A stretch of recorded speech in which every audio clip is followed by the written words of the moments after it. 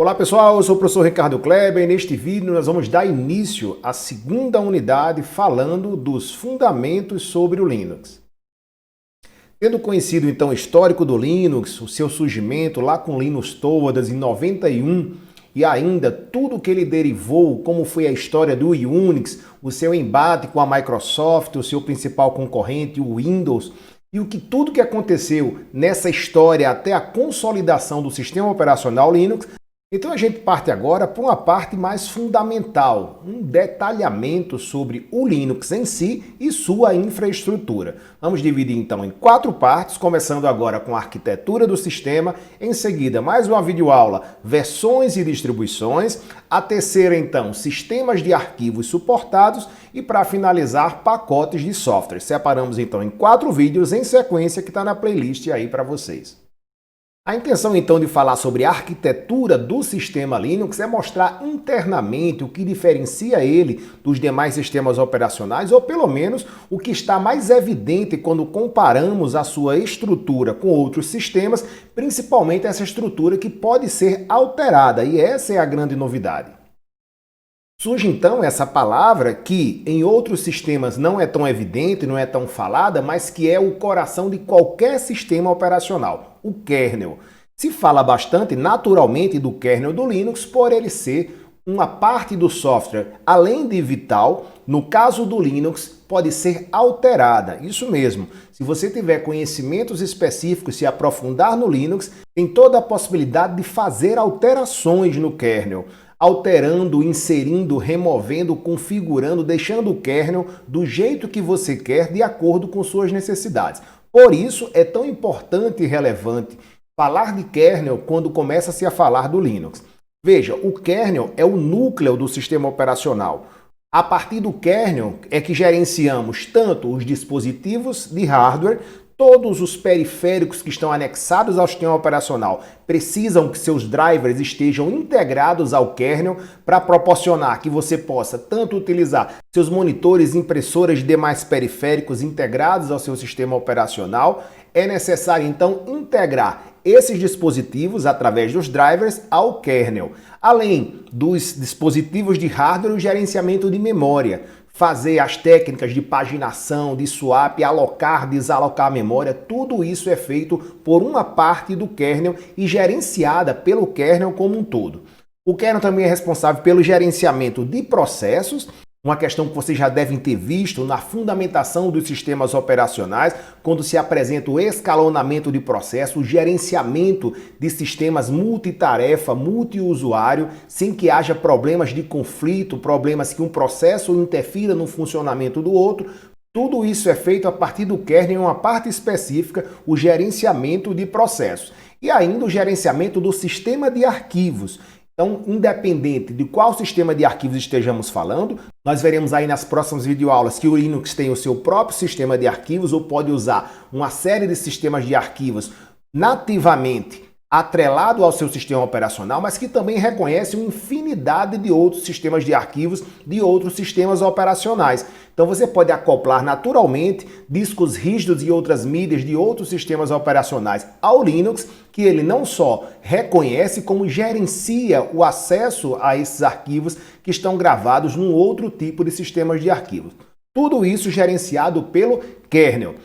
Um fato também muito importante e relevante que não faz parte das primeiras versões do kernel é a modularização. Foi uma grande sacada para que o kernel pudesse continuar funcionando enquanto você fazia ajustes, até ajustes críticos, por exemplo, suporte a novos dispositivos, periféricos ou aplicações.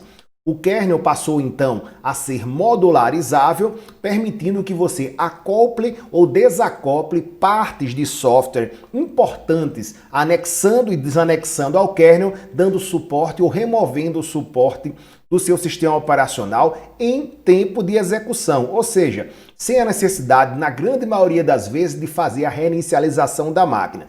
Isso é muito importante, principalmente em sistemas críticos. Imagina só, computador que não pode ser desligado ou que não deve ser desligado, e aí de repente você vai anexar a ele um periférico novo, um dispositivo novo que traga uma tecnologia nova.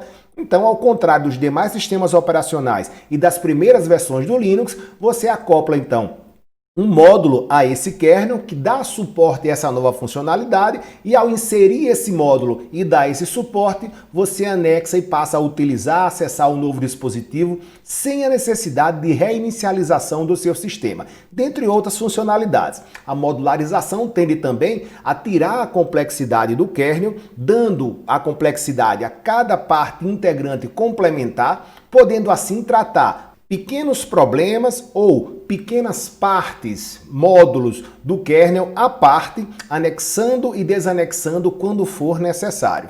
Então, com esse novo design modular, nós temos o kernel e seus módulos, que podem ser módulos de mais baixo nível, integrados diretamente ao kernel, e módulos de mais alto nível, mais próximo das aplicações que estão sendo utilizadas pelos usuários. Se você quiser detalhes sobre o kernel, saber, por exemplo, toda a história e versões do kernel, desde o primeiro kernel até o mais novo, a página do kernel, que é um projeto aberto e gratuito, está disponível em www.kernel.org. Atualmente, estamos em janeiro, mas desde 13 de dezembro de 2020, a versão atual do kernel é a versão 5.10.10. Ok, então além do kernel, para ele se integrar a todos os demais dispositivos de hardware e aos softwares que estão sendo manipulados pelo usuário, tem alguns pontos complementares ou módulos, componentes complementares. Por exemplo, as libs, as bibliotecas de apoio, também de baixo e de alto nível. Essas bibliotecas são funções pré-definidas que fazem, no caso de bibliotecas de mais baixo nível, a interação de aplicações com o kernel, e no caso das bibliotecas de mais alto nível, faz a interação entre o kernel e as aplicações que estão sendo utilizadas pelos usuários. Essas são, portanto, as bibliotecas de apoio.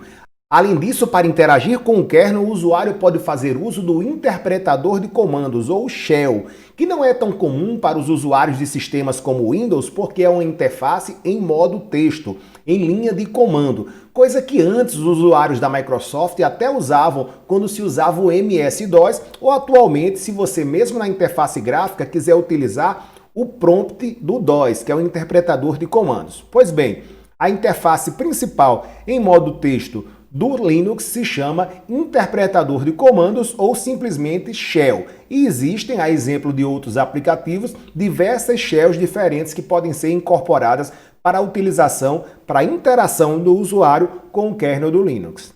A interface gráfica no Linux é opcional, mas se você quiser fazer uso, por exemplo, para o dia a dia, sua estação de trabalho, você precisa incorporar ao seu kernel uma interface X ou um X Window, ou, como queiram, X Window. O X Window, que nada tem a ver com o Windows, mas sim o Window de janela, é um ambiente em modo gráfico que dá suporte a uma infinidade de gerenciadores de janelas. O Linux, então, para funcionar em modo gráfico, deve ter o X-Window instalado e anexado a ele um gerenciador de janelas. A maioria dos Linux disponíveis no mercado já traz isso incorporado e, para facilitar para o usuário, já pré-instalado e pré-definido, dando a ele a oportunidade de já ter o primeiro contato com a interface em modo gráfico. Mas guarda bem, o Linux não é somente modo gráfico. Na maioria dos servidores de aplicação que não necessitam de interação com usuários no formato gráfico, podem usar simplesmente o modo shell, o modo em linha de comando. E numa camada mais alta, próxima ao usuário, naturalmente estão as aplicações que interagem com o usuário. O próprio shell e o próprio gerenciador de janelas é uma aplicação de mais alto nível, mas além disso estão as suítes de Office, que contêm, por exemplo, os editores de texto, as planilhas e, além disso, os sistemas gerenciadores de banco de dados e todos os demais programas que o usuário precisa utilizar no seu computador, seja ele uma estação de trabalho, seja ele um servidor de aplicação. E essa então a primeira parte dos fundamentos sobre o Linux. Vimos aqui a arquitetura do sistema operacional Linux.